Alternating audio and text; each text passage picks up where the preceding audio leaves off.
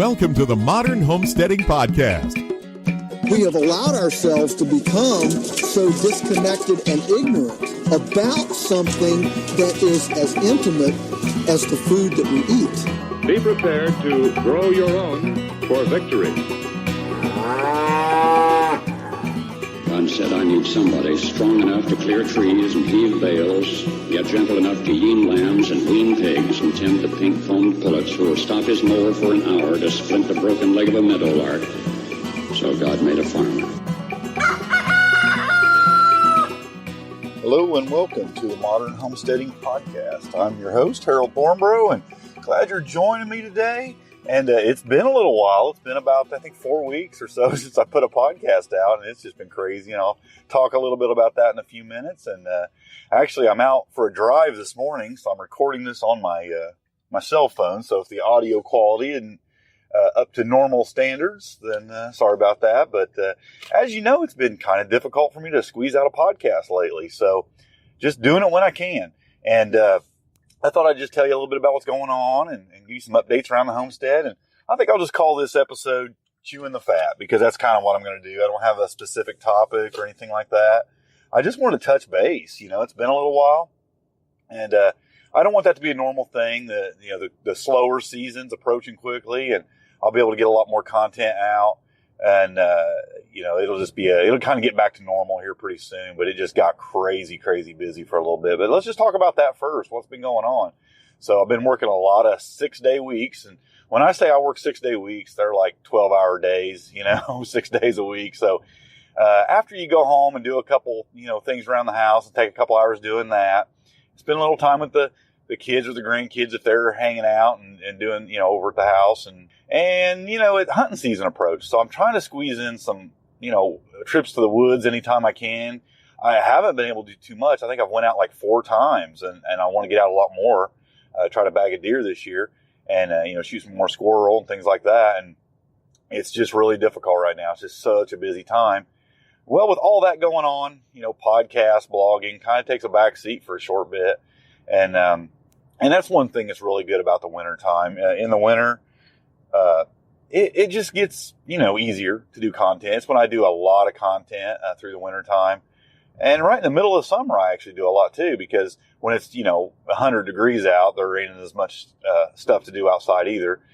Just because there's just, other just water in the garden, there ain't a whole lot you can do in 100-degree weather, for too long anyway. So I do a lot of content right in the middle of summer, and I seem to do quite a bit in the winter time. But boy, springtime and fall, very difficult to get podcasts out, write a lot of blog posts and things like that. But hopefully you'll understand. And also, I had some, kind of medical issues too.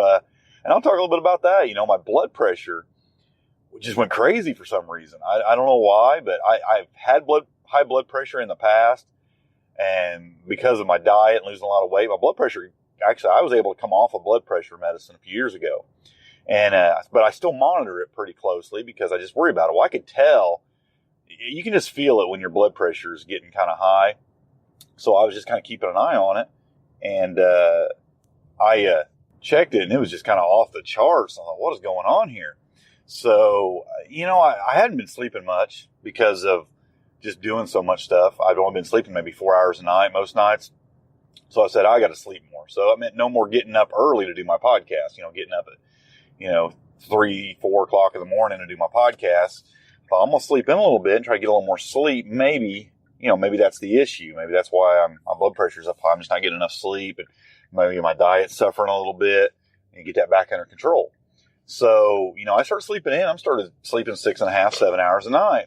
Still, I'm just drained. I feel really low energy, and still blood pressure's still a little high. So I'm like, what is going on here? So, before I went to the doctor for all this, I want to try something I haven't done in a few years, and that's take a multivitamin. Maybe I'm just not getting something in my diet. And, I know a lot of folks say, multivitamins aren't that great for you or whatever. And it's something I haven't really taken. There was a time when I used to run a lot of half marathons and 5Ks and 10Ks and things like that. I used to be a runner, and I took a multivitamin back then, and I always felt pretty good, but I haven't taken them for years. And, so I just started taking a multivitamin. And I started taking, and the one I was taking was Centrum, and it doesn't have iron in it. So I was taking iron even every other day, a separate iron pill every other day, just to see if I could get my energy levels back up, kind of get things back under control. And lo and behold, after just a few days of taking a vitamin, I felt better. I felt like I had a lot of energy back. Blood pressure went down. Everything kind of seemed to go back normal for some reason. So evidently there's just something in my diet I'm not getting enough nutrients of. And I'm 46 years old. My body's changing. There's just no doubt about that. And I might need some things I didn't need before. So I went with that Centrum for Men. I've read a lot of stuff. Some people say it's great. Some people say it's not, but it's working for me. I don't know. I've been taking it for a couple weeks now, and I feel a lot better. I feel like I got my energy levels back up and just feel good again. So, that's part of it. So, maybe just a break too, getting more sleep. Maybe it kind of caught up with me. I don't know, but I feel good. So, just going to stick with it for a while. And, I think maybe that'll make a difference as far as me getting more content out again and things like that. Cause I just feel rested finally after a few weeks of kind of taking off of things. But, we'll get back to doing things as normal. But, things haven't stopped around the homestead. We've been pretty busy. I've been posting some videos and some just pictures and stuff around the homestead of me working in the greenhouse and getting it set up for winter. We were up till just 2 weeks ago, I had tomatoes still growing in there, and we were still harvesting tomatoes. And I just thought, well, it's time to go ahead and yank them anyway, because, I got to start getting things set up for winter time in the greenhouse, because I like to grow lettuce and spinach. And we talked about that in the last episode, some things I grow in the winter time. But I want to do a lot more this year in the greenhouse and, get things going for next year, even and do some propagating of some cuttings and things like that. I want to do a lot of stuff in that little tiny greenhouse of mine. So, been getting that ready. And I posted a picture yesterday of the comfrey around my fruit trees. And that's working out better than I could have even imagined. I had originally just planted a couple comfrey crowns around my pear trees and even one of my apple trees. And just, a lot of folks will plant, a ground cover around fruit trees just to help retain moisture and, kind of even some people do something to deter pests and things like that. Now, comfrey isn't going to do a very good job of that, but it has a lot of other benefits. And when I first planted it there, it was mostly because I just wanted to provide some good shade for the soil around the trees to kind of retain the moisture and whatnot. But some side benefits of that were that it blooms nice flowers, which drags pollinators to your fruit trees. And that's a great plus. And something I didn't even really think about much. I did think about the nutrient value of the dying leaves. It wasn't something I was even going to chop and drop. I was just kind of let them die on their own and, kind of feed the soil around the tree. And boy, just something I hadn't really thought about was the wintertime. A lot of folks like to mulch their trees in the wintertime, kind of insulate the roots a little bit and really give it that extra protection in the cold weather. And this comfrey has made just this nice pile of comfrey leaves all around the tree as those leaves are beginning to die. They're kind of laying down and making this nice pile of insulating leaves around the tree. And as those die, it's going to provide a lot of nutrients into the soil, plus just going to really insulate the soil. And so I really think it's an extra benefit of putting, a living mulch like that around a tree. And comfrey is an excellent one just because of all the extra benefits of comfrey. So I think it's a great idea. It's so much better to me than just piling up wood chips around a tree like you see so many people. Matter of fact, they'll do it right up against the trunk of the tree, and they'll kind of, you need to really expose that root flare, from that. And most people just pile it right up against the tree, and then you get some, you get this moisture being held up against the trunk all the time, and that they don't get that sun exposure to the root flare. So this is just such a much better way of doing things. In the summertime, you get a little bit of airflow through them leaves, so it isn't a solid mulch. You're getting some airflow through there, but yet you get in the shade of the leaves, protecting that soil and just all the other side benefits. So I just wanted to mention that. I went out yesterday also and dug up some goji berry shoots. Something I didn't even know about goji berry, and I'm not really a big fan of it in this case, is the fact that it spreads. The roots just shoot out everywhere, and I get these it's kind of like raspberry. I don't know if you grow raspberry, you've noticed this, that it'll start shooting up everywhere around the raspberry plant. Well, I mean, I've got goji berry plants popping up 7-8 feet away from the goji berry where I originally planted the goji berry a couple years ago. And I don't really want it there because it's a very large plant. It really spreads out huge. It's become a little bit of a nuisance plant in the place where I put it. Now, I think it's a great plant. I think the health benefits of goji are amazing. I think it has just tons of benefits, but it's just not an ideal place. I didn't know that. I didn't do my homework on goji before I planted that one plant. Now it's given me a ton of berries, and I think they're a very healthy berry to throw in, if you in a smoothie or even dehydrate. Somebody turned me on to dehydrating them this last summer, and boy, they taste great when you dehydrate them. They don't taste so great raw, but when you dehydrate them, for some reason, whatever that nasty taste is that's in the goji berry, it goes away when you dehydrate them, and they taste great. And I was dropping them in cereal and everything else and just eating them. And, I'm still dropping them in smoothies and whatnot. And it's just I like them. I've come to enjoy them in certain ways. But I don't want them everywhere in my garden. And so I've been digging them up and just potting them and planting them. And I think I'm going to sell a few come spring, or maybe even just give a few away. I potted up a dozen of them just yesterday, just do them in the greenhouse. And, I imagine they'll get big and bushy and viney in the greenhouse before spring even gets here, but they'll be pretty large plants, and that's okay. I know some folks that would love to have them, that have a lot of room for plants like that, and it'll work out good for them if they, and I might be able to sell a few more, and I'll give them to a couple people that I know and sell a few to some other folks. But yeah, it's a great plant. Just you got to be careful where you plant it. That's for sure, because it's much larger and a little more invasive than I expected it to be. Honestly, for a guy who deals with comfrey, and people talk about the invasiveness of comfrey, goji's way worse, and it's even worse than raspberry. And I mean, my raspberries will pop up everywhere, and it's worse than that. I mean, it goes everywhere. What else we've been doing around there? We're done preserving anything. We picked the last of the tomatoes, put those up. I mean, I guess I'm still drying some herbs and stuff because I've moved most of the herbs to the greenhouse. So we're still picking a few mints and, making mint teas and things like that. And, drying a few things in the dehydrator and stuff like that. If I get a deer, there'll be some canning done there. Be some dehydrating done there, making some jerky and things like that. So, hopefully I get one. If not, the time in the woods to me is not wasted time, especially right now. It's been a stressful last few months. I've been kind of under a lot of stress at work and just a lot of things going on, around the house and stuff. So it's been nice to take the break and go spend the time in the woods. And even if I don't get a deer, it's just nice to set up in a tree stand and relax and stare at the trees, and the squirrels and the birds, and just enjoy the time in the woods. And it's been really relaxing for me and kind of nice. And maybe that's why my blood pressure went back down. I don't know. It's whatever it is, the combination of all that is working. So I'm enjoying it. What else? As far as the membership group goes, I haven't been posting a lot of stuff in there. We're still doing some chats occasionally in there, live chats and stuff. If you want to be a part of that, go be a part of that membership. I'm not doing as much, but again, here in another month, I'll be starting to, putting a lot of content back in there, and that'll be really beneficial. Plus, you've been missing podcasts and you're not part of the membership group. I think there's 18 or 19 extra podcasts in there you can go in there and listen to. So join the membership group, and then there's a lot going on there. You can go to thehomesteadforum.com to find out more about that. But yeah, I think it's worth what we got going on in there.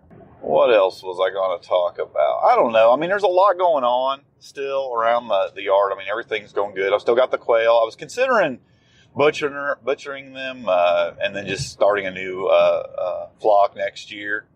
But I think I'm going to hang on to about a dozen of them and then just incubate some eggs next year and grow the flock back out and just butcher some of the roosters and maybe a couple of the older hens and, keep those. Rabbits are doing good. I'm getting ready to butcher 4 of those here probably in the next week. So we got some of that going on. So, livestock still doing good. I had that bad experience breeding the one doe. I think I'm going to try her one more time. I really like her. She's a great doe. She's very beautiful. She's a American chinchilla, beautiful fur. I mean, last time she had a batch, they were just some of the best looking rabbits I think I've ever had, and made great meat rabbits. The fur was great. I saved all the fur to do some stuff with.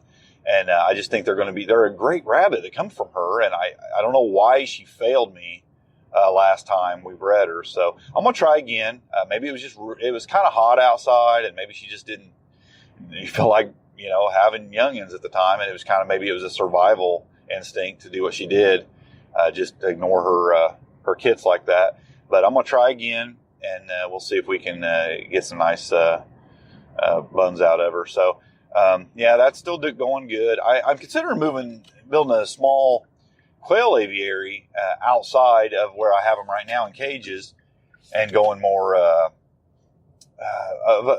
just an aviary, a walk-in aviary, just letting them have more room, and expanding their cages into more of a rabbit area. Where I have them right now, just using that all up for rabbits. And I have a little place picked out that I think would work pretty good. It's about 5 by 12 area, 5 by 10, 12, something like that area. And it's kind of tucked in behind the, where I have my little grape arbor built. And so it'd have some good shade there. It's kind of behind some things. I'd have to just figure out the design of it exactly, make me a little walk-in door. I see people doing that, and it just seems like the quail are happier and pretty productive. And it seems like just a great way to raise quail. And, I think I'm going to try that. I think I'm going to maybe build something there, and maybe even just plant some comfrey in there and stuff. And they'll have places to hide under and, hang out in, and even eat off the comfrey and things like that. Leave about half of it open to the weather, so it'll continue to grow. And I just don't think a bunch of quail could, I don't know. They eat comfrey pretty heavy, but I think that the comfrey would survive with them pecking at it. Not like chickens, they don't scratch up and tear things apart like chickens do. And I kind of am curious to wonder if a few comfrey plants growing inside of a quail aviary would survive. And I think my thought is they would. I just don't think the quail, maybe if a bunch of them really hammered one of them at one time, maybe they might defeat it. But I have a feeling comfrey would keep up with the quail, and it'd give them something to munch on and a hide under and things like that if it would hold up. So, it's worth an experiment. I guess it just depends on how many quail you have in there and that sort of thing. But I think it would work. So just some ideas of things I'm thinking about. I'm also considering throwing a little hoop over just kind of building a little miniature hoop house kind of over my aquaponics tank, and maybe throwing some spinach or something on top of that for the winter time. Throwing a tank heater inside of it to keep the water, above 40 degrees, and keep it going through the winter. It's just a thought I'm having. I haven't done it yet, and if I'm going to do it, I need to probably do it in the next couple weeks before it gets really cold. I have mint, some spearmint growing in there, and it's still going. And all the other stuff has died off that was in there from the cold weather, but there's a little bit of mint growing in there still.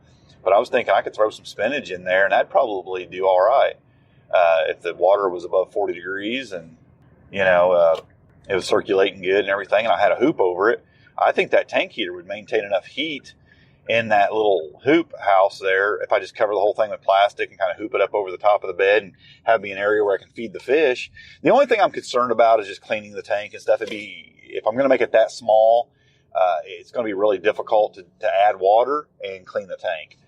Things like that. It'd be just difficult to get in there to the fish and things. So I'd be able to feed them, and if any die, I'd be able to scoop them out of there. But I wouldn't have a lot of access for cleaning and things like that. So I don't know. I'll be just experiment. If it gets too bad, I might just shut her down for the winter, dig the fish out, and shut it down. So just a little experiment. I'll let you know on that, or how that worked out, or if I decided to do it or not. I probably have enough going on. I probably don't need to do that.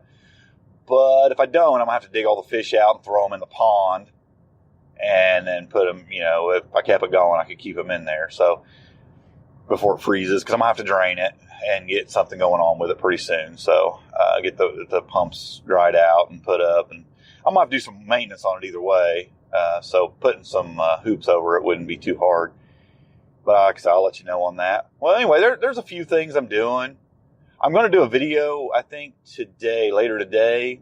Somebody asked me why I keep they asked me why I kept a wood burner in my, a little wood, for making, arts and crafts, with a little wood burner on the pencil wood burners in my greenhouse. Well, it's actually not a wood burner. It's actually a soldering iron. It's one of them pencil soldering irons. I mean, used as a wood burner, and I do. And I'm going to explain in a video why I keep that in there and show a couple examples of what I use it for. And I'll just go ahead and tell you here, though. I use it for, I use solo cups a lot of times for my little pots. And I don't usually go out and buy new solo cups, but anytime you're having a little birthday party or anything, I just gather up all the old solo cups. And I hate to throw those things away because everybody buys them and then they immediately go in the trash, but they make great little planters. All you have to do is put a hole in them, a couple holes in them. And I'll usually put 4 holes in them and on the very bottom.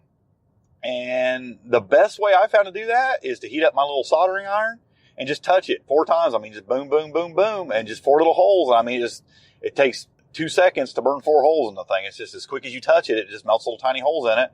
And I'll put 4 little holes in the very bottoms of them, and they make great little nursery pots. So I use them like crazy, and I just gather them up at birthday parties and whatnot that we go to, or if we have them ourselves when we buy solo cups, I always just save them and use them for planters. And I just keep that soldering iron out there for that, for one thing. The other thing I use them for is I get those little craft popsicle sticks. You can buy hundreds of them for next to nothing that people make crafts and stuff out of. And they're just like popsicle sticks, and they make great little tags for your great little markers for your pots and stuff. You stick them down in there. And what I found best is, anything, if I write on them with a Sharpie or anything like that stuff fades. But I'll just take that and I wood burn it on there. And I just write on there lettuce, or, romaine, or, spinach or whatever on the little stick, and stick it in the planter, and that never goes away. I always have that. And so I use it for a couple things in the greenhouse. So I do keep that in the greenhouse, have it kept up on top, and I just plug it in anytime I need to tap a few holes in some solo cups. One thing about that, though, make sure you have some ventilation. I always open the door of the greenhouse and ventilate it a little bit before I do that, because it does put off some fumes when you're doing a bunch of solo cups, putting holes in the bottoms of them. So do that. But as far as the wood burning, that's no big deal. You're just barely, burning any wood when you're writing on the wood. But you can use a wood burner or a little pencil soldering iron to do that with, and it works really good. So that's just a couple things. I do keep that in the greenhouse for those purposes. And it's just a couple handy little tricks that I have that seem to add a little something to the what I'm doing in there. So just a little trick, but I always thought I'd just put that in a little video and pop it. I'm trying to do more videos. I did one the other day of me in the greenhouse setting it up for winter, some of the things that I did. And, I'm trying to do more videos. So if you're not subscribed to my YouTube channel, Small Town Homestead on YouTube, go check it out and sign up. I'm going to be, subscribe, because I'm going to be doing a lot more little short videos. Like I said, probably under 5 minutes, most of them. I'll probably try to put most of those in Facebook as well in the group. But, I want to do more on YouTube. I traditionally, what I've done mostly on YouTube is just post the podcast audio up there. People don't like that, As a matter of fact, I get people actually complaining about that, saying it's for, videos and whatnot. But some people enjoy it, and they actually like it that I put the audio in YouTube, because some people just kick it up on their TV and listen to it while they're doing housework or whatever. But I do try to do some videos here and there, and I'm trying to do more of those. To add, something to the YouTube channel. And I like the idea of doing video. I just don't have the luxury of the time, because if I'm doing a good video, it takes time. Now, when I do these little short videos, I literally just kick up my phone, record it, and upload it right from my phone to YouTube. I don't edit it. I don't even send it to my computer first or anything. I just take it right from my phone to YouTube. I don't even edit it. I add nothing to the beginning, to the end, or anything. It's just straightforward. What you get's what you get. And it's just the only thing I have time for. And I do have time for that. I mean, that's quick and easy. That's easier than doing a podcast. I mean, I could do that every day. But I think most folks are used to the higher production quality that most people put into their YouTube videos. So some people don't like that. But it's what I have time for, and it's something. It's the real me doing what I'm doing. So, go subscribe to the YouTube channel if you enjoy seeing some of the things that we're doing. I might even do one on that comfrey around the tree. I did the picture post on it, but I might do one of the comfrey around those fruit trees, and just talk a little bit about that in a video as well if you want to see how that turned out.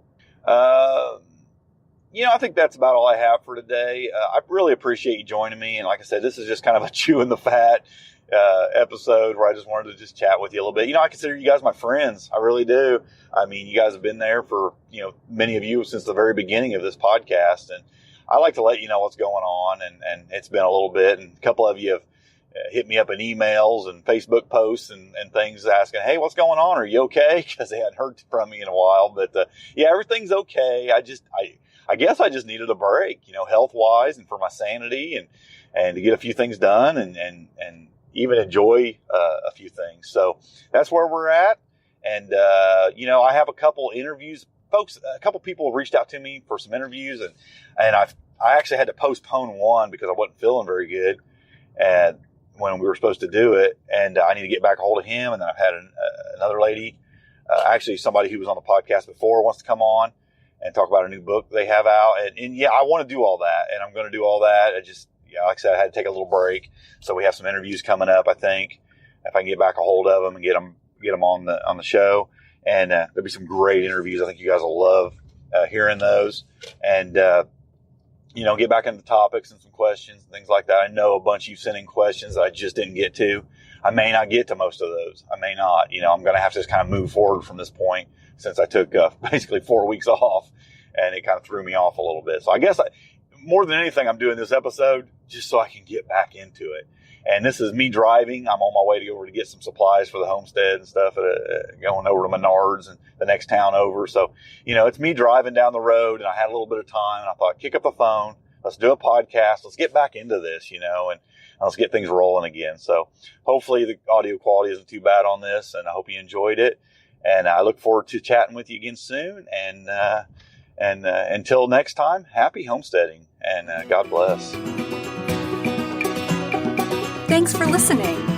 To see the show notes for this podcast or listen to other podcast episodes, go to smalltownhomestead.com. There you can also read our blog, connect with us on Facebook, Twitter, and Google+, and take advantage of the many resources we make available to help you along in your homesteading journey. Please share this podcast and help us to carry out our mission of helping others to homestead today for a better tomorrow.